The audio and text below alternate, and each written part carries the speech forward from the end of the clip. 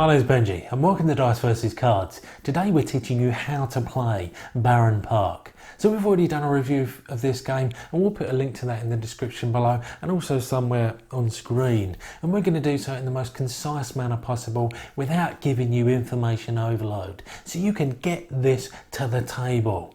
So here we go.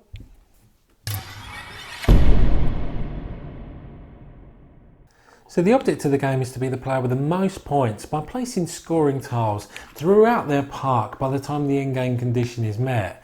And that happens when at least one player has expanded their park by placing 3 further park areas and then occupying every space throughout their park with tiles. So to set up the game, each player will need their own starting park area with the park entrance at the bottom. You'll then need to shuffle all the non-starting park areas into 2 separate piles so that everyone has easy access to them. You'll then need to refer to the communal player board, which will house the remaining tiles in the box. So this side will house all of the animal enclosure tiles, and there's only one of each of those regardless of the player count. But you'll then need to refer to the handy reference on the communal player board, which tells you how many tiles and of what denomination you're going to place in this animal house section and this green area section here. You'll also need to have a number of bear statues available, again dependent on the player count, and you'll refer to the rules for how many of those you'll need. So then, depending on whether you're the first, second, third or fourth player, you'll all start with a green area tile. So the first player always starts with a 1 square toilet tile, the middle players always start with a 2 square playground tile, and the last player will always start with a food street tile. You're then good to go. So starting with the first player and rotating around clockwise, each player turn is broken down into 2 phases. The first phase is where you're going to place a tile on your park area. So each player on their first turn's only got access to the green area that they started the game with and can place it on any space on their starting park area except this pit space. So the idea is that you're placing tiles to occupy the icons found on your park areas. Because when you place a tile and occupy an icon, you then move to the second phase, where you evaluate the icons that you've covered up and take the actions associated with them.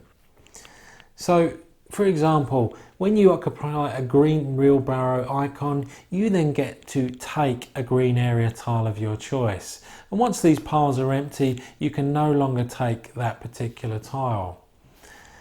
When you cover up this white cement truck, that allows you to take one of these animal house tiles. And as I alluded to earlier, the first player to take a tile of a particular animal will gain more points to the player that takes the last tile from a pile. Anytime you take an icon that's further across the player board, instead of taking that type of tile, you can also downgrade it by grabbing, in this example, a green area tile.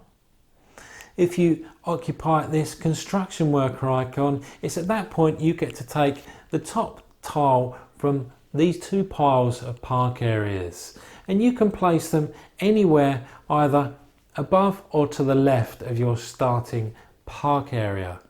You can never place a tile that's then below your park entrance. The last remaining icon that we can now see as we've expanded our park is this orange excavator. And as you'd expect, that's going to allow us to take these bespoke animal enclosure tiles. They're each going to be worth points. Remember, the same rule applies. In that instance, you can also downgrade it to an animal house or a green area. So there are some further rule limitations now. We've skipped ahead a couple of turns that I need to explain. And the main one being that you can only place tiles orthogonally adjacent to a tile you've already placed. The only time that's not relevant is, as I've explained, with that first green area that you start the game with. And as you'd expect, you can never place a tile so that it overlaps another one. Skip ahead a few turns and there may be a time where when you place a tile you're not covering up any icons at all, which means you're not going to take a tile on that turn. So all that means is on your next turn after that happens, you simply pass your turn and take a green area of your choice. So at any point you're about to complete a park area, once you place the tile that places and occupies the last space in a park area that's not a pit symbol, you've then completed that park area. And as a reward, you take the highest remaining points valued bear statue and place it over that pit symbol.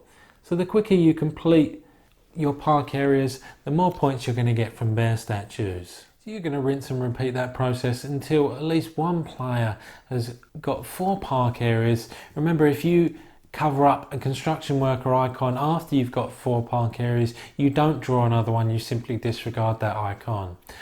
So play will continue until at least one player has occupied all of the spaces on all of their 4 park areas. And when that player passes their turn, each other player will get 1 remaining turn before proceeding to endgame scoring. Now, scoring is as simple as adding up all the points that you've accrued from tiles you've placed throughout your park on any of the animal house tiles, animal enclosure tiles, or bear statues. And the player with the most points is then the winner. So that's how this game plays. Now it's up to you to get to the table. And I'll see you next time.